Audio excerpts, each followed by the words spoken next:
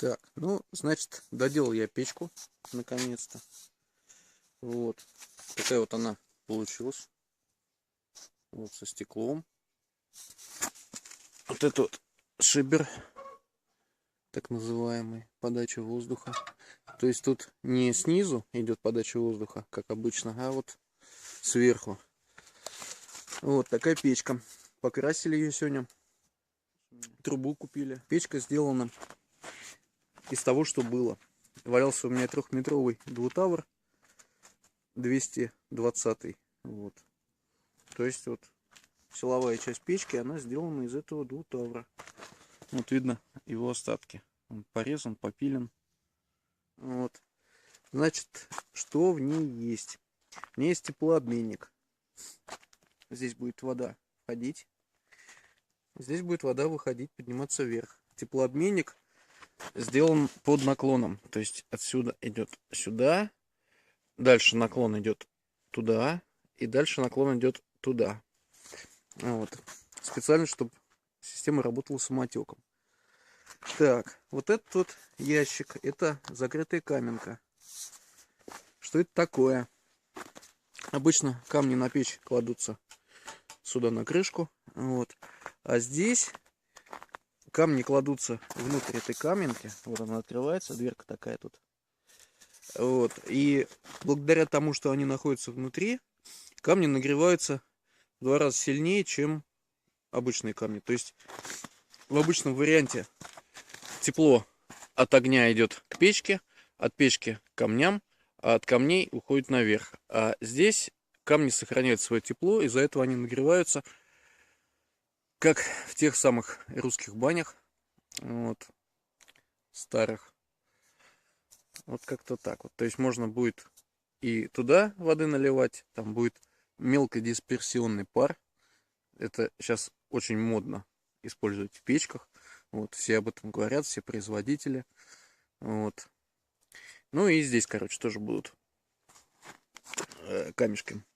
Пар будет, кстати, выходить вот из этих отверстий. Вот, из этих.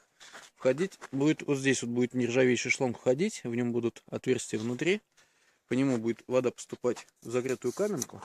И пар будет выходить из этих отверстий, попадать на камни, которые находятся здесь. То есть еще догоняться сильнее. А потом уже подниматься дальше в парилку. Вот, значит, дальше. Дверца. Дверца крутая получилась. Петли крутые. Вообще класс. Дверца защелкивается. Вот. Вот ее посильнее нажать. Щелк, она защелкнулась. Все.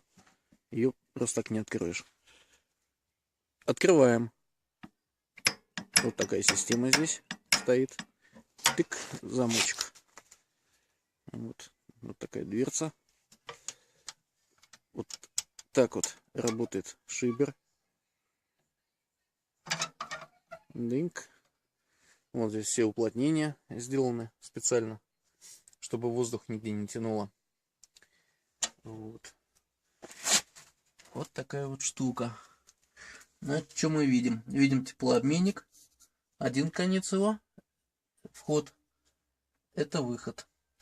Так, вот это вот так называемый огненный зуб. Вортекс. Немецкой печки. Ферингер или Ферингер. Вот. То есть, что он делает? Во-первых, пламя упирается в него. Сюда закладываются дрова. Пламя упирается в этот зуб. Вот. И в боках, то есть он создает некую аэродинамику, я так понял. Вот. И по бокам пламя складывается в спираль, то есть в некий ураган, можно так сказать. Вот здесь его даже будет видно. Вот в этих вот краях. Вот. Его будет видно, как оно там складывается. Это делается для чего? Для того, чтобы теплоотдача от огня уходила не в трубу, а как можно дольше задерживалось в печи. То есть пламя складывается. Вот, как говорит сам производитель вот этой вот немецкой печки Ферингер, если нет этого зуба, то пламя в трубе поднимается до 1-2 метра. А вот при таком варианте, поскольку пламя складывается, оно поднимается не больше 30 сантиметров. Вот. Ну, тут я подсуетился, и я как раз вот в эти места, где складывается пламя, запихнул теплообменник. То есть теплообменник должен забирать в себя где-то 50% этого свернутого пламени. Вот. Вот это отверстие сделано специально, так же, как и вот здесь сбоку, и вот здесь сбоку. Не только для того, чтобы было видно, а для того, чтобы дым обогащался кислородом, и при попадании огня тоже загорался, потому что угарный газ, он как бы горит. Вот. То есть вот так вот сделано. Это все снимается, меняется. Вот болтик. Можно этот вортекс снять. Вот вторая часть его. Вот, его можно снять. Можно после снять теплообменник. Вот, и поменять. У меня есть второй теплообменник специально сделанный. Вот, дальше. Дальше. Вот эта вот ямка, канавка сделана специально. Вот это такой монтажный лючок, чтобы можно вытащить был теплообменник потом. Без него его нельзя вытащить наружу через вот этот 30-сантиметровый коридор. Так, это его длина 30 сантиметров. Вот этот размер 34 сантиметра. 34 на 34. Так, а глубина печки 43. То есть можно довольно-таки большие. Вот даже вот больше вот этих вот бревна класть. Вот. Здесь что это такое? Это печь, как сказать, верхнего горения. То есть не как обычно навалил дров и снизу поджигаешь. Здесь кладутся дрова, поджигаются сверху. Вот, и огонь, ну, они по мере сгорания опускаются вниз, опускаются. Вот. Поэтому здесь нет колосника. Вот. Но зато здесь есть вот такие вот отверстия. Вот. Отверстия для чего они нужны? Ну, сейчас у меня здесь не доделано, пока снизу. Вот. На самом деле там стоит колосник и стоит ящик для сбора золы. Вот.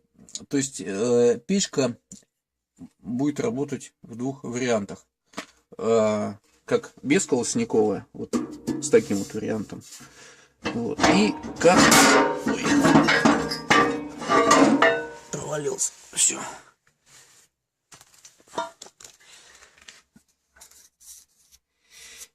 И как колосниковая. Так, вот у нее колосник. То есть, если мне не подойдет вариант бесколосниковой печки, у меня она автоматически превращается в колосниковую. Вот. Там стоит ящик нержавеющий для сбора золы, и зола будет проваливаться. Хотя, вот при таком варианте производитель печей Ферингер говорит, что золы практически не будет. То есть, для чего вот эти отверстия сделаны? Когда мы открываем нижний поддув, ящик вот этот для сбора золы, начинает поступать воздух снизу. При этом верхний шибер, который на дверке, мы его закрываем. Вот. Начинает поступать воздух снизу и дожигает угли, лежащие вот внизу, до такого состояния, что доставать практически нету. То есть, как они говорят, что золы практически не остается в таких печах. Вот у меня с двух сторон на самом деле сделано, не видно, да, сделаны такие отверстия. Вот. Ну, значит, проход через стену сделан из нержавейки, больше для красоты, скажем так. Вот.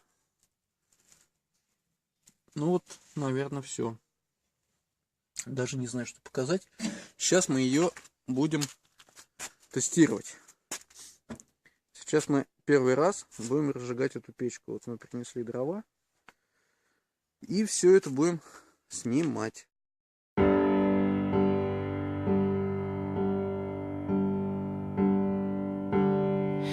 Я твой самый удачный эксперимент. Ты имеешь меня как свой лучший патент. Да, я горькая, но я панацея тебе во спасение. Я нужна тебе как есть, без изменения. Ты ослабь мне запястье, просто дай мне вздохнуть. Я мужчина, с тобой нужно все повернуть. Наполеоном я сжигаю всю тебя, мое творение. Ты получаешь каждый раз от этого лишь наслаждение. Я революция, или я твоя, или кто еще? Это любовь моя, и она меня, как и я ее. Я революция, или я твоя, или кто еще? Это любовь моя, и она меня, как и я ее.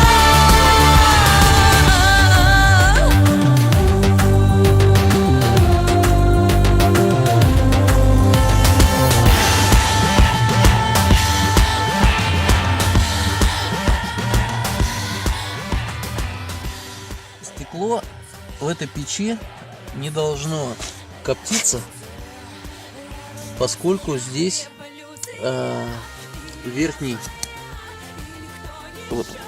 поддув воздуха, то есть воздух дует вот так вот сверху, опускается как бы вниз, ну под давлением получается дует, тяга же идет, опускается вниз и отсекает дым и огонь от стекла, то есть оно не греться не должно, не коптиться. Вот прошел, наверное, час или полтора, честно говоря, точно не засекал. Вот так горит наш камин.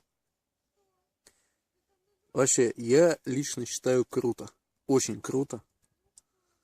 Вот. Эффект Vortex не видно, то что заворачивается. Просто горит где-то сзади. Вот так вот, скажем. Может быть, конечно, это все надо регулировать шибером. Не знаю. Вот. Ну, пока не видно. Ладно. Дело не в этом. Печь горит. Не коптит. Смотрите, стекло чистое. Вот. Нержавеечка. Все честно. Так, а здесь у нас что? Дым. Дым, очень сильный дым.